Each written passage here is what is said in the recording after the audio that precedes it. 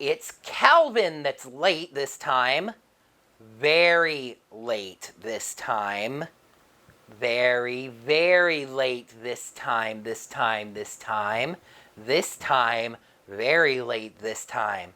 Very this time.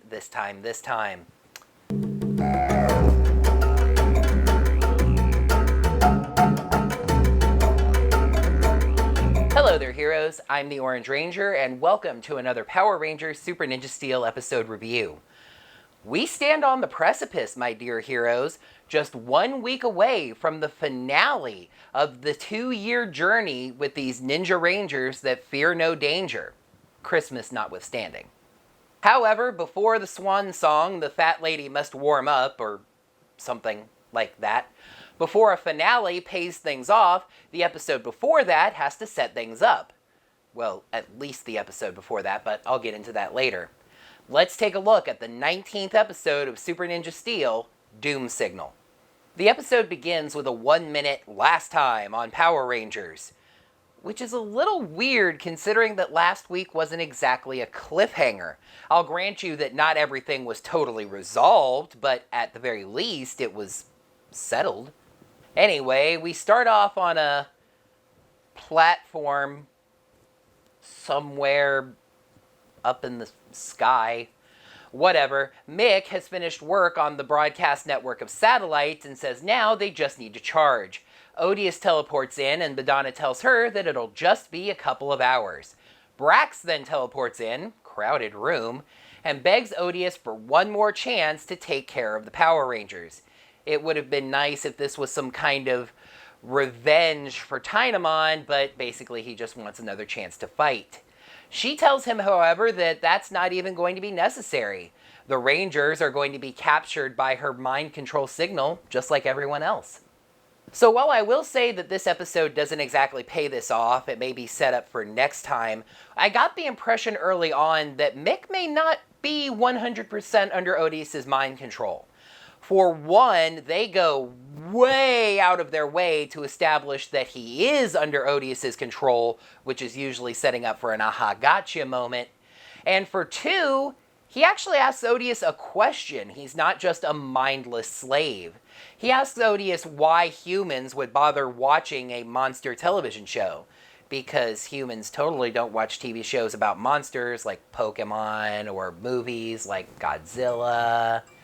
Anyway, she says that this is not going to be a monster television show. This time, the contestants will be human captives. One surefire sign that we're nearing the end of the season is that the writers suddenly remembered that Brody and Levi's dad, Dane, exists.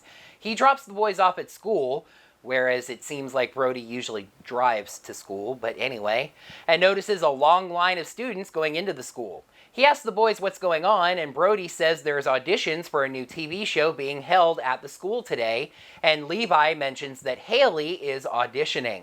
I kind of found it a nice touch that neither of the two of them seem to really care. I mean, Levi is already famous, and Brody is sort of beyond that kind of thing.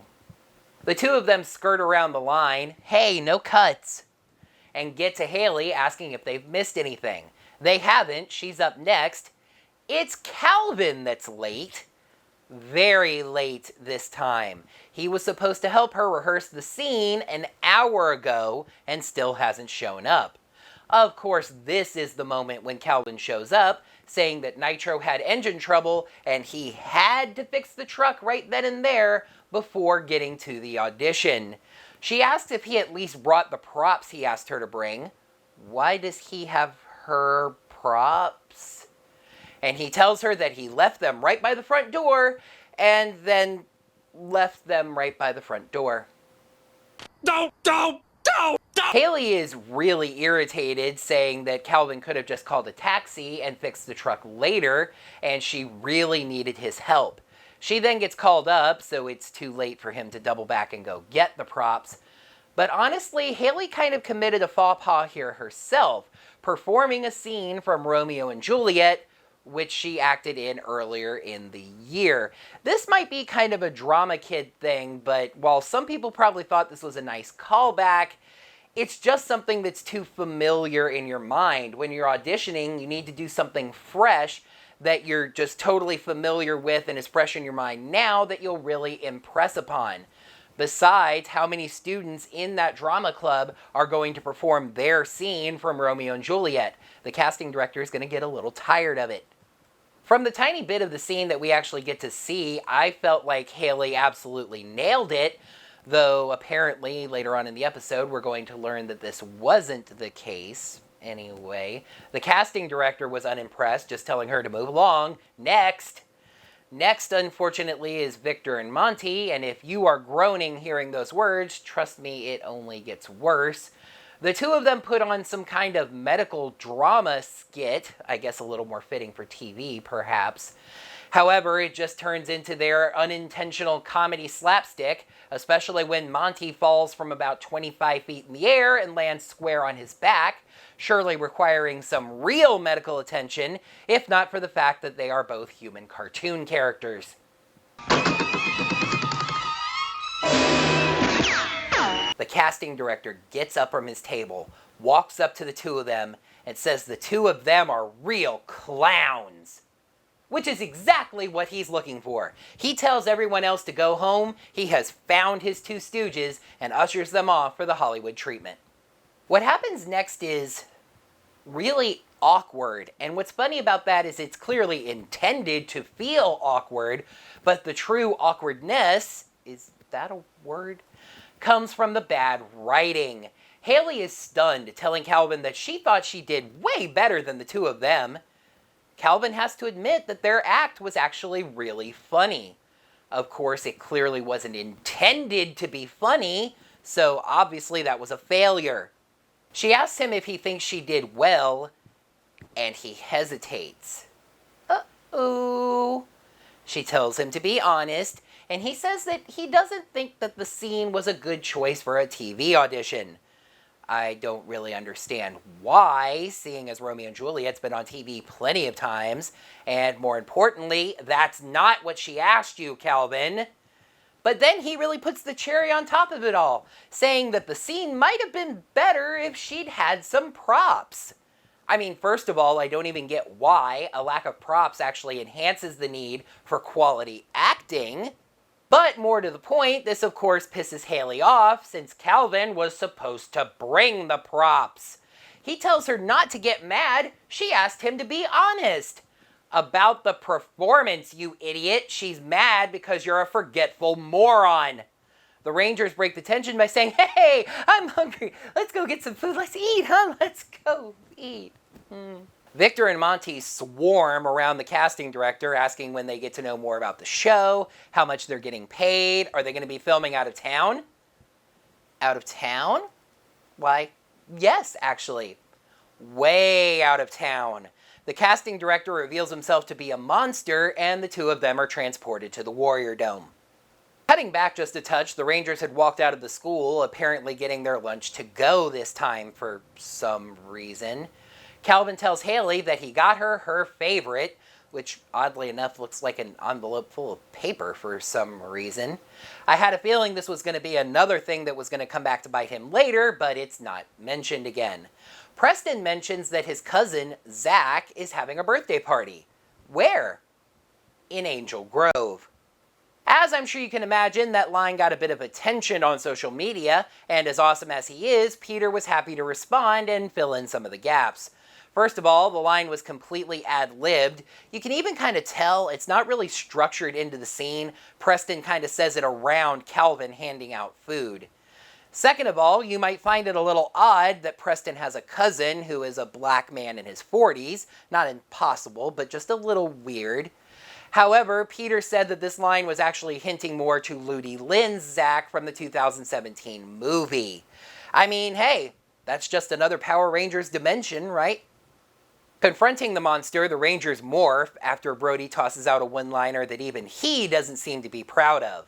The monster's name is Gorox, which we know because he literally introduced himself. I mean, it is nice to hear the monster's name on screen at the very least. And he proceeds to beat the Rangers around using the power of bull and ox-themed puns. Brody goes lion fire, and as the other Rangers literally just sit around and watch, he beats the monster back and then uses a finishing move. However, it is not enough to destroy Gorox, and to make matters worse, a little Breakup, the show's pun, not mine, arrives. And then they really just keep revving things up as the crowd of Galaxy Warriors now apparently wants the monsters gigantified for some reason. Drama! Brody declares that they're going to need more than one Megazord to deal with this because he's really good at the math when we're talking about numbers below 5. Now, you might remember that last time Brody formed the Ninja Fusion Megazord against one general, Tynamon, and it turned out to not be enough. Brody clearly keeps that experience in mind this time by forming the base level Ninja Steel Megazord, which he pilots along with Levi and Sarah, while Calvin forms the Blaze Megazord, which he pilots along with Haley and Preston. Man's practicing fuzzy math again. Predictably, neither of them does very well, and the two get shoved together. Gorox says they're surrounded. That ain't true! Surrounded by 2 monsters? Anyway, Brody's brain finally clicks in. They're gonna need more power, so he forms the Ninja Steel Ultrazord that they should have started with. Sarah says nobody pushes their Ultrazord around. That's not true! So get your facts straight. Foxatron had a pretty easy time pushing your Ultrazord around, but moving on. They go straight for the finishing move, finally getting that maybe they should start with the strongest thing they have. Brax dodges out of the way, letting Gorox take this blast full on, and he is destroyed. Farewell, Gorox. Your presence in this episode is confusing and meaningless, but by Zordon, you burned up some Sentai footage. Brax says that he's through holding back, which makes me wonder why he was holding back in the first place, and blasts them. Calvin says they can't take another shot like that and they need a plan. I've got an idea, and it's not let's leave. How about attack? Move? Do something? Do something! Do something! Do something! Brody has a different idea to solve this problem that's not actually a problem. He takes the Lion Shotgun and uses it to change formations into the Ninja Blaze Ultrazord, piloting that with Calvin, Haley, and Preston, while Levi and Sarah teleport from the cockpit they were standing in to the cockpit that they were standing in. Brody has Levi and Sarah go first, using the Ninja Steel Megazord's Master Slash finisher to soften up Brax, and then hitting him with the Blaze Ultrazord's finisher. Brax's final words are a heartfelt apology to Badana for failing, which is kind of weird considering that he never seemed all that comfortable with her affection. Speaking of uncomfortable affection, the Rangers teleport back down to the ground and demorph, again with the nobody followed the streaks of light down to the ground, etc., etc. And Calvin throws an arm around Haley's shoulder, which she doesn't seem all too happy about. You see, in his mind, if he had helped her rehearse, she'd have gotten the part for sure, and she'd be a prisoner on the Warrior Dome right now. So really, she has nothing to be mad at him about.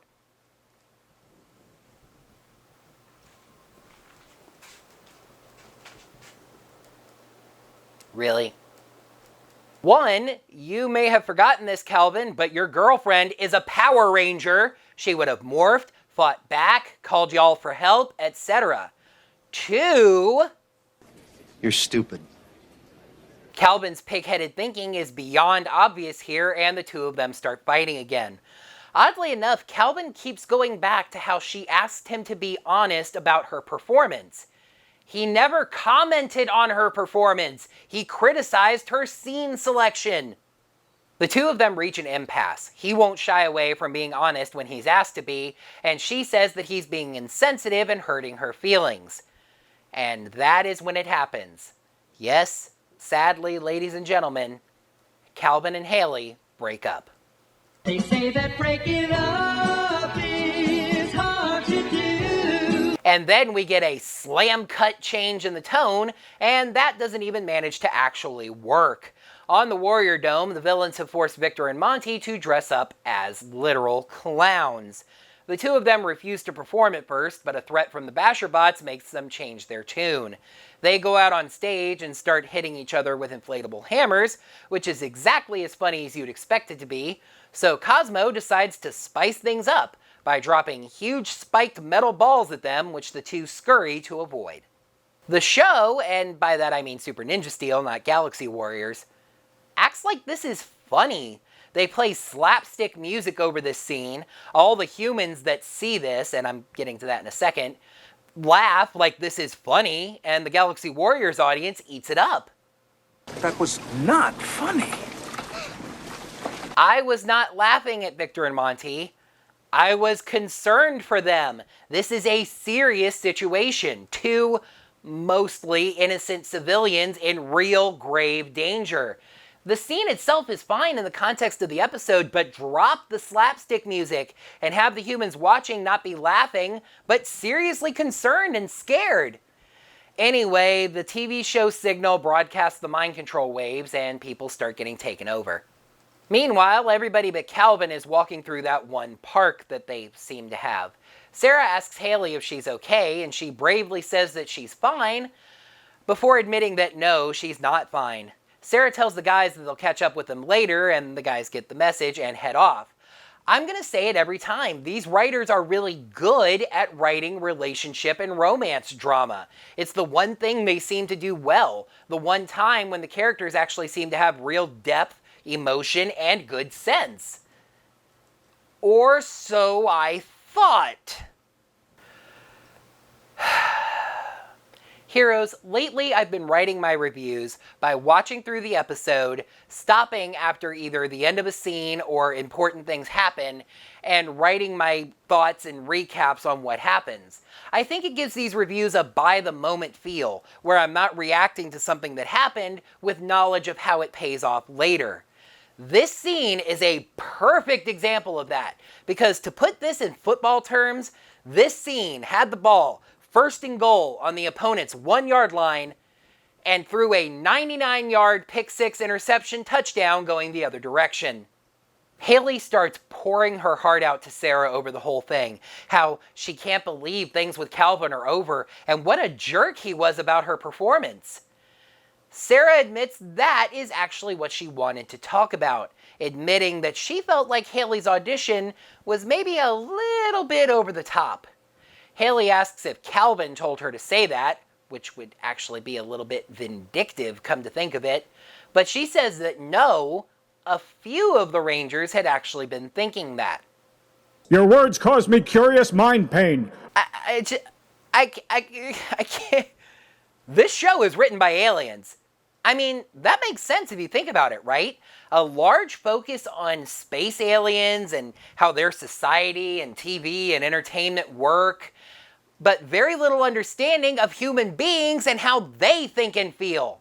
This is the last thing that Sarah would say to her best friend at a moment like this, even if it was true. And that's the other thing that makes this awkward, because like I said before, we got to see, one line of her performance, and it was fine. Haley realizes, in this show's messed up universe, that Calvin was right, and that brings me to the other problem, which I'm going to keep saying until I'm Blue Ranger in the face. Calvin never criticized her performance. He said that the scene was not the best choice for a TV audition. Sarah is being a grade A, B+ itch to her best friend, and I can't even sympathize with Haley because she can't even figure out what she's mad about. And I'm absolutely stunned that I can even say this, but it only gets worse.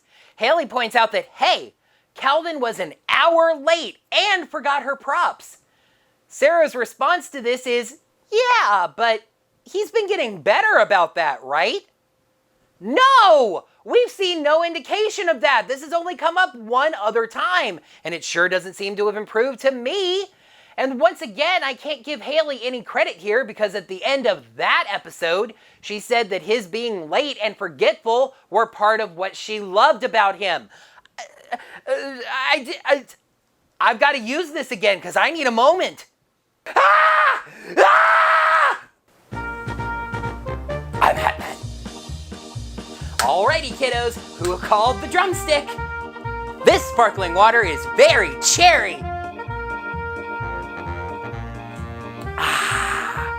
You get a ninja star, and you get a ninja star, and you get a ninja star. Everybody get friggin' ninja stars!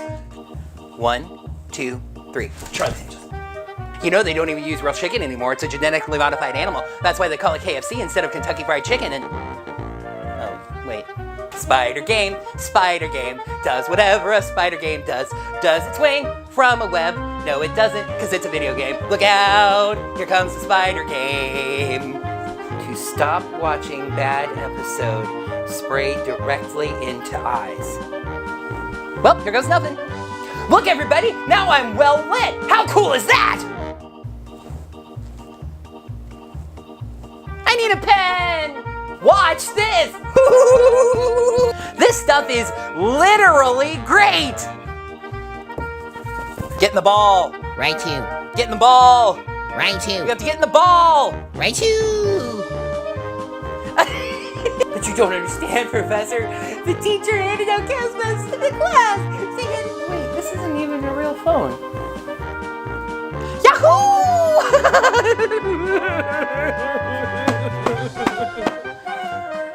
Ow.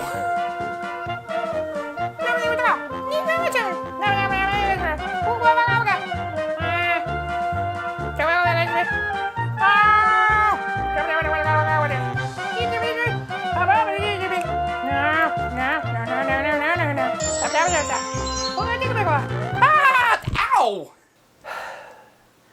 Okay. While that was playing, I think I got myself back under control. Haley says that she's been a fool, and oh, nope, wait.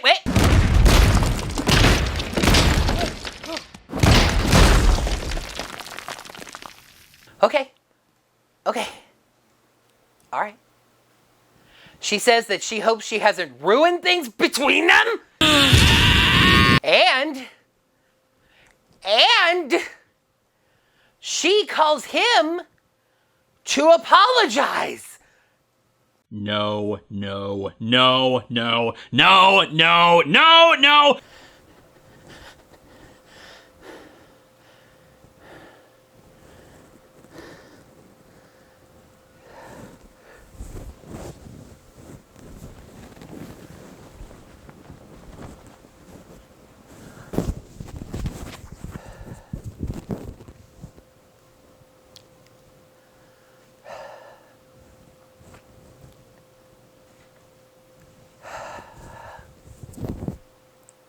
Let's move on, shall we? Calvin sees that she's calling and clearly wants to answer, but isn't quite ready to talk to her yet, so he turns his phone off. He sees a group of people watching the TV, looks at what's on it, and the mind control signal takes him over as well. The other Rangers head to the school, going to their base, but the doors to the school are locked. Instead of just heading around back to the shop entrance like they usually would, they just shake the door handles, stand there, confused. The principal finally opens the door, disjointedly telling them that school is closed and you need to go home and watch TV. Levi peeks through the doors and can see Basherbots inside the building. Brody says they need to find another way in.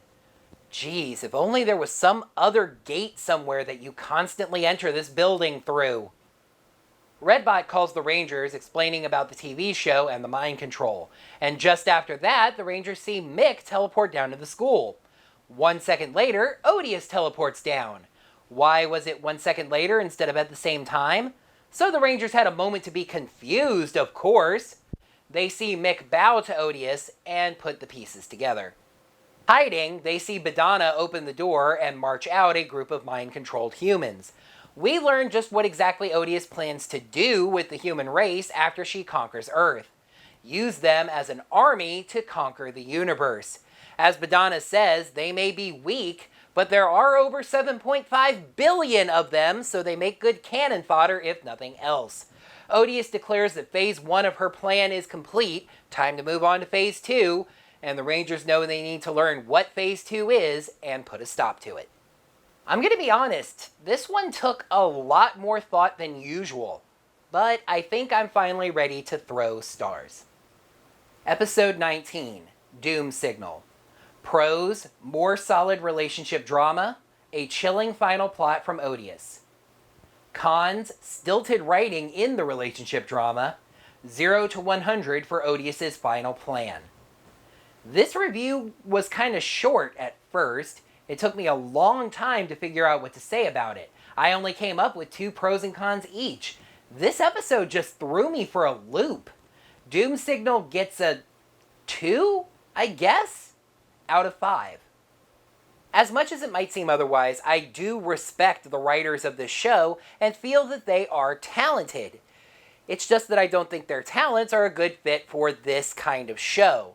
I recently realized that in the credits, Chip Lynn is only listed as the story editor, meaning week to week he's not contributing to the writing of the show. He'll contribute and write episodes that are big important plot episodes, but week to week it's mainly Becca Barnes, Alwyn Dale, and lately the writing interns, Uther Dean and Steve McCleary. Where I think these folks would do better is like Disney Channel specials, or heck, even some of Nickelodeon's other shows, teen dramas where romance is a bigger aspect of things. The most telling sign of these 2 seasons of Ninja Steel that points to what I'm talking about is that really, in this show about spandex-clad heroes fighting rubber-suited monsters, #Haven is probably the strongest and most interesting thing they've written. And a big portion of the credit there also has to go to the actors, Nico Greetham and Zoe Robbins. They have excellent on-screen chemistry, but this week they were actually called to act against that and did just as well.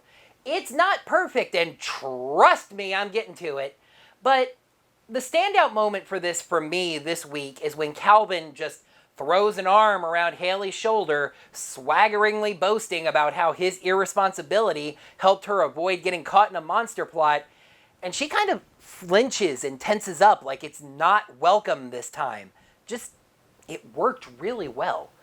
And I've got to say, as far as final villain plots go, this one is pretty messed up. Again, harkening back through the Neo Saban villains, Master Xandred's goal never really changed, flood Earth with the river Styx or whatever. The Megaforce villains simply wanted to pave Earth and put up a parking lot. Sledge literally just tried to sell the Earth to a scrapyard, and as far as I can tell, Galvanax never really actually cared about the Earth in the first place, just getting the Power Stars and conquering the universe in general. But Odius, she sees the Earth as a means to an end, a starting point.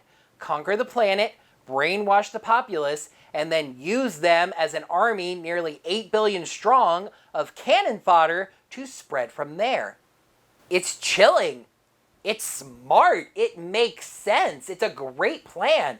I'm actually kind of worried, story-wise, about her succeeding. If I had to criticize it, besides how I'm gonna criticize it in a minute, I will say that it doesn't really have much to do with what her plan has been throughout this season, getting the Power Stars. Though I will say that she mentioned that the Rangers would be part of the human race caught up in her brainwashing, and it seems pretty clear that Phase 2 of her plan will involve the Rangers and their Power Stars. But okay, here we go. Let's get to the issue that I'm pretty sure increased the length of this script by at least a full page. I've mentioned in the past that one of my biggest issues with Ninja Steel is how the writers will decide on an endpoint and then just force the story to get there, despite all of the elements leading into it not making any sense. And nowhere is that more apparent than the end of #Haven.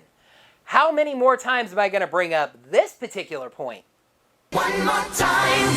The entire basis of the argument between the two is Haley asking Calvin's opinion of her performance, him criticizing her scene selection, and her somehow seeing that as a critique of her performance. It's like the script was changed, but they didn't follow that change all the way through, and that's something else I'm going to get to in just a moment.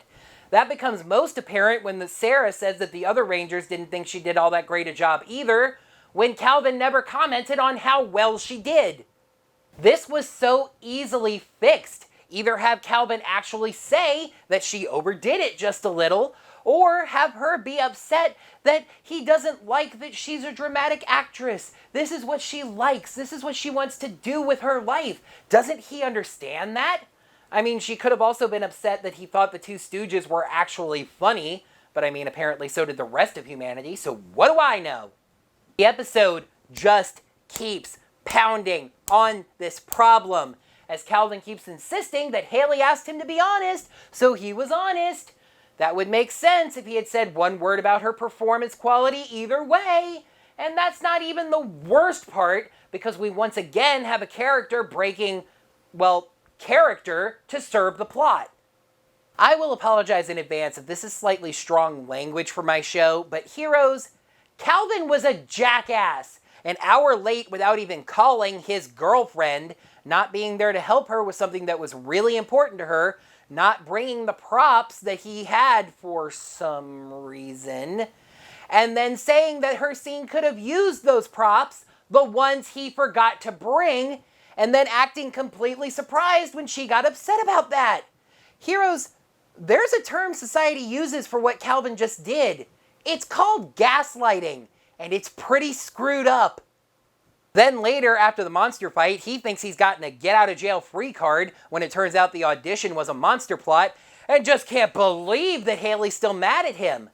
Just because the audition was a monster plot doesn't mean you weren't late again, forgot something important again, and then acted like a jerk about it. On the surface level, this really isn't worth getting this angry about. They're both set in what they're mad about, and Calvin being a jerk is something that he can apologize for later, just having gotten heated in the heat of the moment, etc., etc. But that's not even what pissed me off about this episode the most. It was having our two female rangers, the heroes to the little girls that are watching this show, have this heart-to-heart, and Sarah makes excuses for Calvin and blames Haley for the fight. That's not how it works. That's not how any of this works. Like a dolphin walking into an accountant to do his taxes, that makes no sense. I mean, Calvin is clearly painted by the script to be the antagonist here, the jerk that messed up yet again and isn't even sorry about it this time. But Haley was the one that was in the wrong, according to the episode, going as far as to call herself a fool? No. This is dangerous. This is women hand-waving and making excuses for bad behavior by men. I am not saying that Calvin is abusive in any fashion. All I'm saying is there are some disturbing allegories to all sorts of stories about domestic violence. When women see those signs of bad behaviors in their partners, but make excuses about why it's okay. I will say once again, to make it absolutely crystal clear, I am not saying that domestic violence is an issue in Calvin and Haley's relationship. That's something I don't think the writers of Power Rangers would touch with a 25-foot pole. But what we have to keep in mind is the lessons, the moral of the day, which I am not justifying the lesson of this episode with, by the way, that Power Rangers is teaching the little children that are watching. Oh, won't somebody please think of the children? This week, Super Ninja Steel is teaching the little girls that it probably doesn't think are even watching, to be honest, but the little boys that are watching as well, that if you notice this repeated pattern of bad behavior in your partner, making excuses for what they do, constantly messing up, and just defending their bad behavior and not being apologetic, you shouldn't get upset about that, because they're probably trying really hard to get better, and you're probably just being overdramatic about the whole thing. As I was thinking about this episode and just getting angrier and angrier, I suddenly remembered something, a light bulb moment up in my head brain. It baffled me why Sarah would possibly defend Calvin in this instance, his jackass behavior and clear character flaws, but then I remembered why.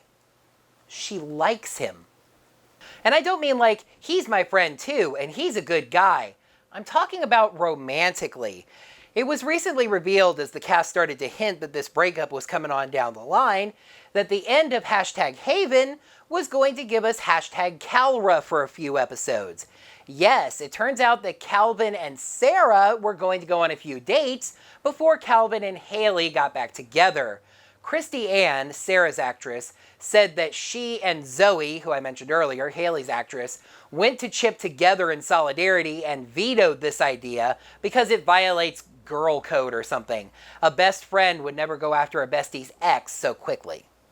Ignoring for now the fact that that isn't necessarily true, and we could have gotten some really delicious drama if it had in fact happened, this shows off very clearly what Sarah defending Calvin is here. An artifact. The star of Sultan Saladin can be found in the observatory. No, not that kind of artifact. I'm speaking more generally here. A leftover element of something that no longer exists. I very strongly feel that the only logical explanation for why Sarah would actually defend Calvin here is her own crush on him, still seeing all of the good things about him, while Haley was starting to cool on him because of his negative traits. It would be the first little hint at that coming, and when the two of them got together, we could point at moments like that as reasons why. However, the girls vetoed this as a story idea, and this brings me back to something I said I was going to mention later, elements of unused ideas that are left in the script and make the story not make any sense. When we remove the aspect of Sarah having a crush on Calvin, her defense of him becomes baffling, and as I said earlier, troubling. And because this is where the script of this video reached its 10th page, I'll just kind of copy-paste in my statement from last week about this being a final plan of the villains that comes about far too quickly. As much as I love how chilling this final plan of Odius's is, it comes off as just her latest idea, what she's thought of today. Like I said last week, the final plot of the villain should be something that has been stewing the entire season, not just today's idea. In another sign that I write these scripts as living documents that evolve as I write them, I'm going to admit that at first I gave this episode a score of 3 stars out of 5, finding it equal parts terrible and amazing and thus coming together to average. But as I was writing the cons about the breakup, it just occurred to me more and more how dangerous the lesson of this episode was, and I had to deduct a lot more for that. This episode clearly had a lot of thought put into it, but it came to a very dangerous conclusion. Speaking of very dangerous conclusions, somewhat uncomfortable segue, we're finally here. The part of the story of Ninja Steel that actually matters comes to its conclusion in just a few days. Let's take a peek at the story finale of Super Ninja Steel, the 20th episode, Reaching the Nexus. As Madame Odius reaches her final form and prepares to destroy Earth, the Rangers must do everything in their power to stop her. That is going to do it for another Power Rangers Super Ninja Steel episode review. Thank you heroes very much for watching. Make sure to like the video by clicking that thumbs up button right down below. And now we need to take a second to talk about the comments, because of course, as always, down in the comments below, I want to know what you thought of this episode as well as my review of it. But I have to stop and pause and say that I have brought up a very serious, very loaded, very controversial topic in regards to this episode. I urge you heroes, as you usually do in most cases, to please be respectful in your debating of that topic. Remember, I am not afraid to delete comments and ban users for not showing respect. Not because of your stance, disagree with me, it's fine. Just show respect to all the people involved in the conversation, and that's fine. If you don't show respect, you're getting banned, and I will not be sorry. Make sure you're subscribed to the channel to see all of my videos, and ring that bell, get your notifications set up so you're notified whenever I post brand new videos, just like these Power Rangers Super Ninja Steel episode reviews, even though we've only got 2 of those left now. And if you really like the work I do in videos like these and you'd like to lend me some financial support, head on over to digitaltipjar.com/orangerangervid, toss a little tip change in my jar, and I'd be grateful for anything that lands inside. Until next time, heroes, unto the finale, may the power protect you. Brody says that there's a big TV audition being held at the school today.